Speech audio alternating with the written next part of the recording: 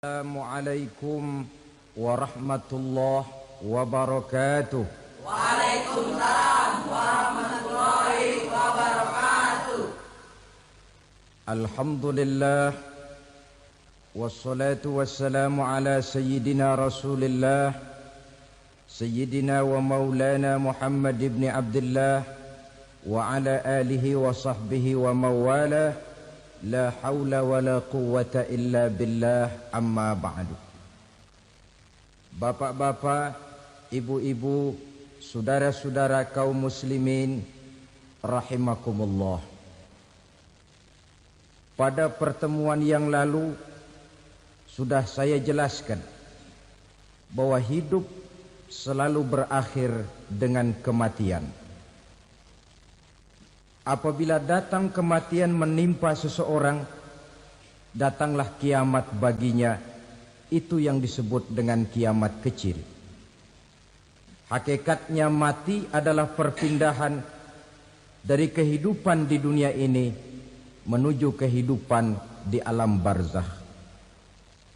Menunggu kita di alam barzakh sampai datangnya saat kiamat. Entah 10 tahun, entah 100 tahun, entah 1000 tahun, hanya Allah saja yang maha tahu. Adapun orang-orang beriman yang melakukan amal kebajikan dalam kehidupan di dunia ini, masa penantian yang lama di alam barzakh buat mereka sebentar saja. Tetapi bagi orang-orang kafir yang ingkar, yang tidak beriman kepada Allah, yang hidup di dunia cuma menumpuk-numpuk dosa, tentu penantian di alam barzakh akan merupakan waktu yang sangat lama. Bukankah dalam kehidupan kita waktu itu memang relatif? Contoh misalnya, bagi pemuda-pemudi yang sedang duduk asyik memadu cinta, waktu 4-5 jam saja rasanya cuma 4-5 menit. Tenggelam oleh keasikan. Tapi buat orang yang berbaring di rumah sakit, meratap di balik-balik apa itu tembok derita kata lagu, di balik dinding-dinding penjara, sehari bagai seminggu, seminggu rasa sebulan, sebulan boleh jadi rasa setahun. Penantian yang sangat lama. Kapan kiamat itu akan datang? Ini rahasia Allah. Jangankan kita yang orang awam, baginda Nabi sendiri tidak diberitahu oleh Allah kapan kiamat itu akan terjadi. Tetapi sungguh pun demikian, banyak hadis-hadis yang menjelaskan ciri atau tanda-tanda datangnya kiamat. Nah, kalau sudah bicara soal tanda, tanda kiamat itu ada 2. Pertama yang disebut alamatus sughra, tanda-tanda kecil. Ini waktunya masih ada tenggang. Ada yang dinamakan alamatul kubra, tanda-tanda besar. Artinya kiamat sudah diambang pintu. Apa tanda-tanda kecil dari datangnya hari kiamat itu? Misalnya kata Nabi, apabila ilmu sudah diangkat oleh Allah. Artinya apabila ulama sudah banyak wafat, minat orang belajar agama berkurang, lalu kebodohan nampak merajalela di mana-mana, zina dikerjakan secara terbuka, minuman-minuman keras jadi kebanggaan, itu termasuk di antara tanda-tanda kecil terjadinya hari kiamat. Apalagi misalnya iza waladatil ammatu rabbataha, apabila budak sudah melahirkan tuan. Apa maksudnya? Ada yang mentafsirkan apabila anak sudah bisa membudaki orang tuanya. Orang tua yang melahirkan dia, yang membesarkan dia, demi setelah si anak besar jadi orang berpangkat, bertitel, berharta, berkedudukan, jadilah orang tua itu budaknya. Sehingga sering dibilang kalau orang tua kaya, anak jadi raja. Tapi kalau anak yang kaya, orang tua sering jadi budak. Apalagi munculnya fitnah yang bergelombang, timbul perang antara dua bangsa yang besar, waktu berjalan terasa sangat pendek sekali.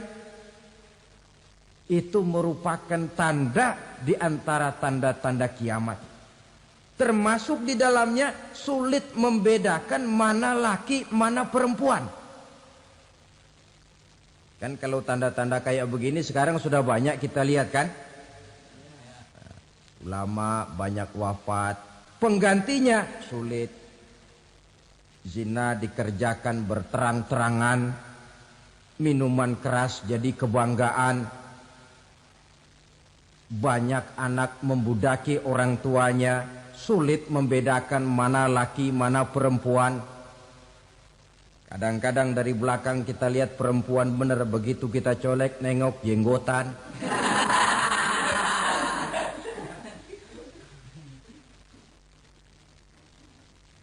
Ini termasuk tanda-tanda kecil. Masih ada tenggang sampai akan terjadinya kiamat itu. Nah, yang dimaksud dengan tanda-tanda besar, ini tanda besar artinya kiamat sudah di ambang pintu. Pertama, matahari terbit dari sebelah barat. Apabila matahari sudah terbit dari arah sebelah barat, tertutuplah sudah pintu taubat. Bersabda Nabi kita, la taqumus sa'atu hatta tatlu'a syamsu min maghribiha. Tidak akan datang hari kiamat sampai matahari terbit dari arah sebelah barat. Fa iza tala'at, manakala matahari telah terbit dari arah sebelah barat, wara'ahan nasu, manusia banyak menyaksikan itu, amanu ajma'un, mereka pun lalu beriman.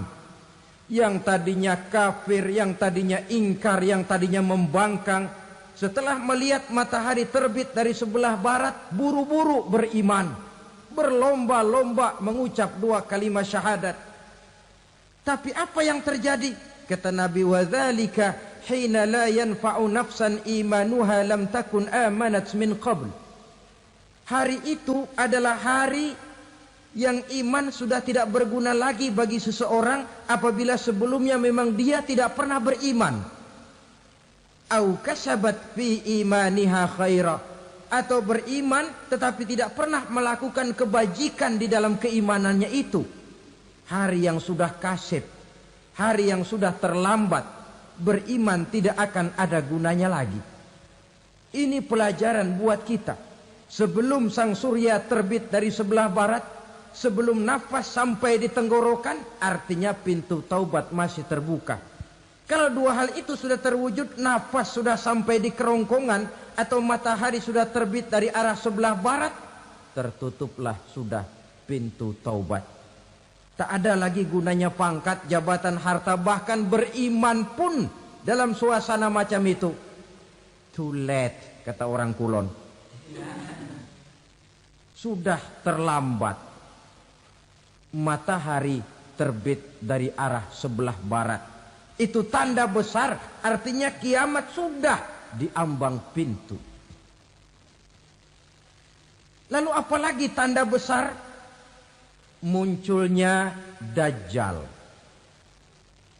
Dajjal artinya pendusta-pendusta yang menyesatkan manusia. Ada dua macam Dajjal, saudara. Ada Dajjal kecil. Ini Dajjal kelas teri. Kalau ini sejak zaman Rasulullah sudah ada itu. Tiap zaman ada. Di zaman Rasulullah misalnya ada yang bernama Aswad al-Unsi dari Yaman. ada yang namanya Musailamah Al-Kazzab dari Yamamah, ada yang namanya Ibnu Sayyad dari Madinah. Ini dajjal-dajjal di zaman Rasul. Musailamatul Kazzab memproklamirkan diri jadi nabi dia. Di zaman Rasul masih hidup. Ini dajjal zaman Nabi. Di zaman sahabat muncul dajjal-dajjal. Di zaman kita sekarang ini dajjal-dajjal pun gentayangan. Dajjal-dajjal kelas teri. Kerjanya mendustakan manusia, menyesatkan manusia, memalingkan manusia dari jalan yang benar dan diridhoi oleh Allah Subhanahu wa taala. Adapun yang merupakan tanda besar dari datangnya kiamat, dajjal-dajjal kelas kakap. Pembohong-pembohong besar yang menyesatkan masyarakat manusia berpaling dari jalan Allah mengikuti jalan mereka.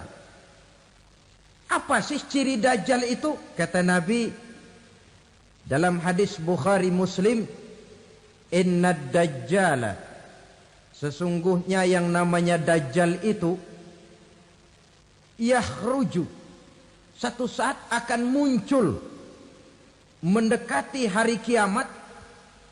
Wa inna ma'ahu ma'an, si dajjal ini membawa air.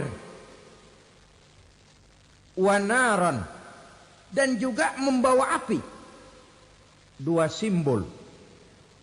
Di tangan yang satu dia bawa air, di tangan yang satu dia bawa api. Wa ammal ladzi yarahu an-nasu ma'an fanarun. Adapun yang orang banyak lihat air, hakikatnya adalah api. Yang dilihat api, hakikatnya adalah air. Oleh sebab itu, kalau api yang ditawarkan, ambillah air.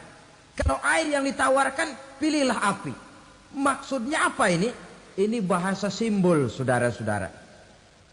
Dajjal bicaranya seolah-olah untuk kepentingan manusia.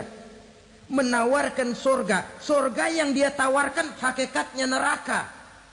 Hai manusia, kalau kau mau bahagia, jangan dekat-dekat dengan agama. Solat itu tidak efektif dan efisien, tidak produktif dari segi ekonomi itu. Menghadiri majelis taklim cuma buang-buang waktu. Tahajud, tasbih, tahlil, baca Quran, apa itu? Pekerjaan mubazir saja. Hidup ini cuma sekali, masa yang cuma sekali, manfaatkan dengan sebaik-baiknya. Mumpung, dibawanya sifat mumpung tetapi dalam pengertian yang sangat negatif. Bicaranya seolah-olah untuk kepentingan manusia, tetapi sebenarnya menjerumuskan manusia. Menawarkan air, tapi sebenarnya api. Menawarkan api, tapi hakikatnya air. Buat apa kamu sholat? Buat apa kamu bayar zakat? Buat apa kamu puasa? Surga yang dicanangkan dajjal, hakikatnya neraka. Neraka yang digambarkan dajjal, pada dasarnya adalah surga. Jadi memutarbalikkan fakta itu kerjaan dajjal. Yang hak jadi batil, yang batil dibilang hak, yang benar jadi salah, yang salah malah jadi benar. Tuntunan disuruh jadi tontonan, tontonan malah menjadi tuntunan. Itu pekerjaan